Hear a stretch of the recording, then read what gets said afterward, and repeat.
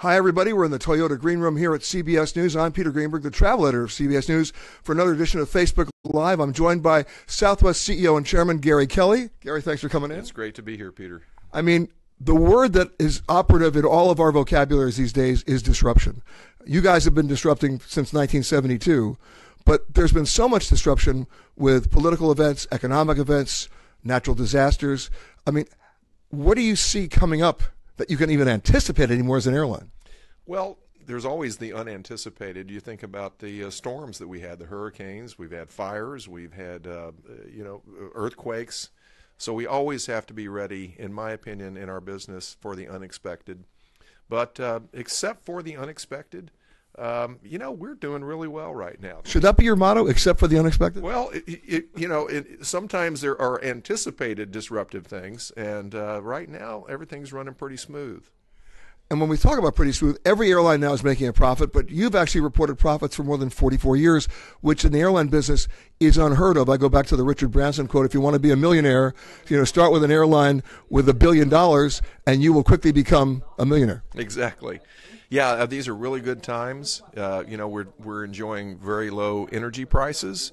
Demand is very good. The economic expansion is continuing. We're hopeful that we'll have tax reform that will certainly help the transportation industry and airlines in particular. Well, let's talk about tax reform, because right now the corporate tax drop is estimated to be about 21% under the current bill. It may be around 20, 22, somewhere in that. Not a lot of CEOs are saying, or at least volunteering, that they're going to reinvest that in their employees and their product, create new jobs, go from the C-suite to the Main Street.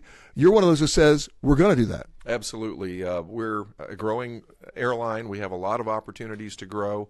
This will put us in an even better position to grow. And in addition to investing in airplanes and more jobs, it just gives us an opportunity to share with our existing employees and also with our shareholders. So it puts us on a more level playing field with other industries with respect to our cost of capital. It is a very necessary and welcome change. Well, two of the secrets to your success, one's operational and one is just dealing with customers. On the operational side, you're only operating one kind of plane, the 737. That's since day one, yes. Right? Which means you can cross-train just about everybody to operate one piece of equipment. Your spare parts inventory is just subsidized. It just really is focused on that. And then, from the consumer perspective, you've branded your entire airline as not charging for checked bags, what everybody else is. You're not charging for change fees, so nobody's going to their wallet. Well, it's just part of our purpose. We exist to connect people to what's important in their lives with friendly, reliable, and low-cost air travel. So we do as many things as possible to be efficient, keep our costs low so we can share those savings with our customers and be America's low-fare leader. But at the same time, my devil's advocacy question is, you're leaving a lot of money on the table by not charging for those checked bags. If you look at the reports of every other airline, United, American, Delta, and some of the other competitors in the low-fare categories, a huge part of their revenue is coming from ancillary fees like checked bags and change fees. Well, you've already pointed out our profitability record. Not only are we unprecedented in the airline industry, but I'll bet you won't find many U.S. corporations that have been profitable for 44 consecutive years. So our business model works. But our whole theory is we want to be, again, friendly, reliable, and low cost. It's the friendly part. We don't want to surprise our customers with hidden fees. And our theory is that we'll gain more loyalty, get more customers, because they know that they're going to be able to trust Southwest to get a low fare and great service. You started as a point-to-point carrier within the state of Texas back in 1972. You were on one of those first flights with two people on it, right? Did you ever think in a million years that, you'd be flying internationally? Well, actually, we started in 1971, and you're right. You and I flew in 1972, not together, but yeah. I would have been the other guy on the plane. Yeah, yes.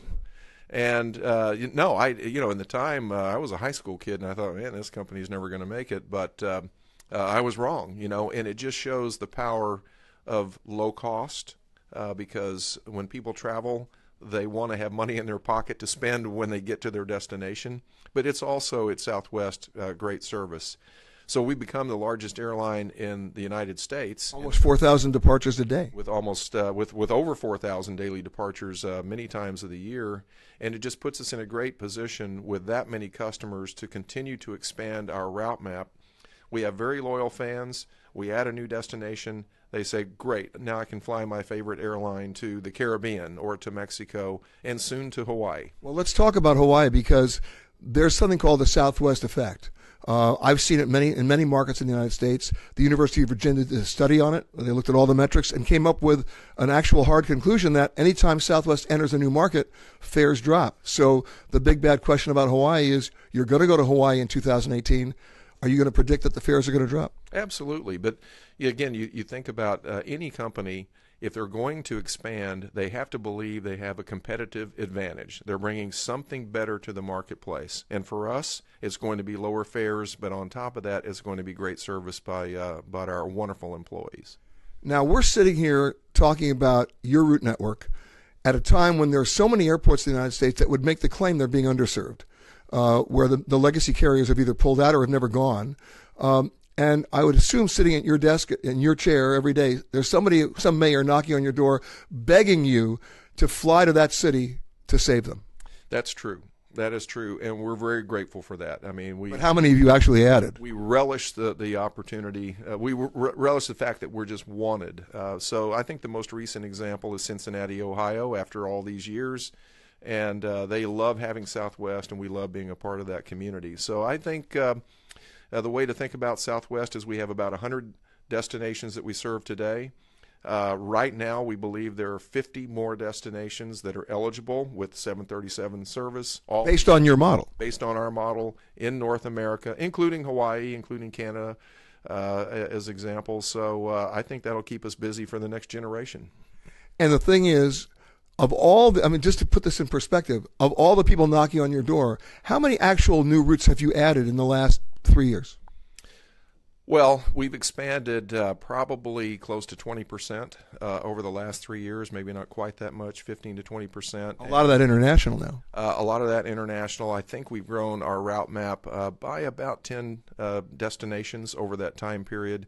So the rule of thumb for me is I'd like to be able to add 2 to 3 new cities a year. And first, though, take care of the markets that we're currently serving. So when our flights get full, we know it's time to add more flights, and it may not be real sexy in terms of new destinations, but it's just important to make sure that we take care of our existing customers. But about new routes, it's not just about dipping your toe in the water. In your case, it's once you're in, you actually jump in and stay in. Yeah, and I think in that regard, we're very different than a lot of our competitors. We don't go into a market as an experiment. We make a commitment. We said, we're going to Cincinnati. We're going to make that work. They can count on us being there for them. But Cincinnati was a perfect storm for you.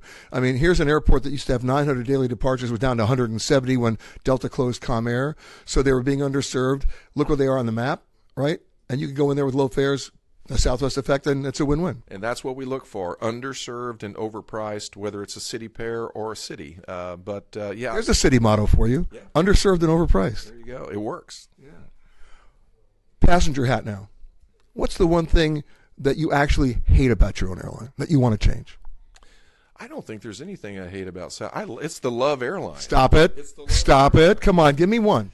Well, as a passenger, I just think that there is wonderful opportunities with in the digital age that we live, with all the devices that people have access to, employees and customers, to get better information to them faster, get the right information at the right time, and obviously it has to be accurate. So I think that's really the next wave of customer experience improvement. I mean, in the service industry, it's not the delivery of the service that usually makes the difference. It's how you recover. Well, that's certainly the case. We cancel very few flights, but it'll be thousands of flights in a year, and then reaccommodating those customers and getting them where they want to go becomes very important.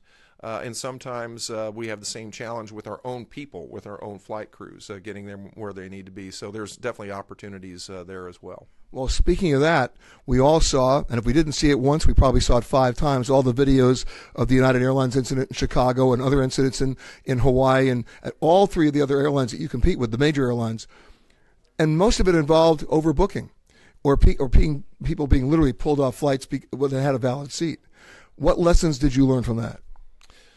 Well, first of all, we just review our own policies and procedures to make sure that they're sensible and to make sure that they're being followed and practiced.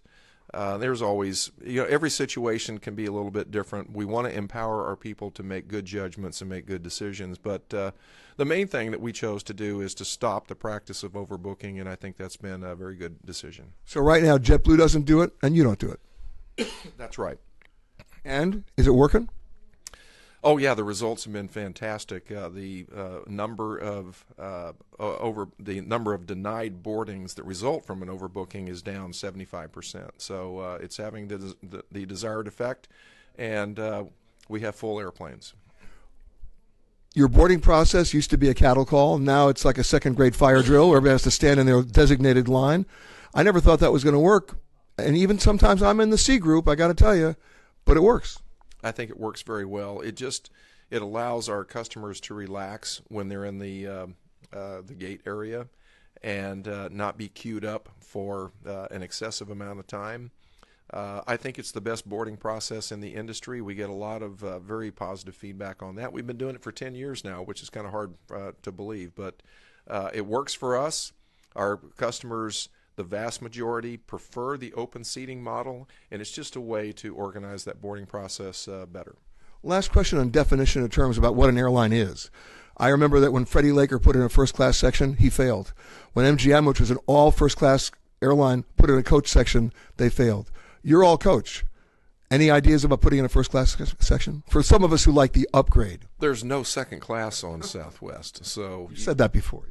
It's our customers like it. We like it. It works with our open seating model. I think we all cherish the efficiency that Southwest Airlines brings.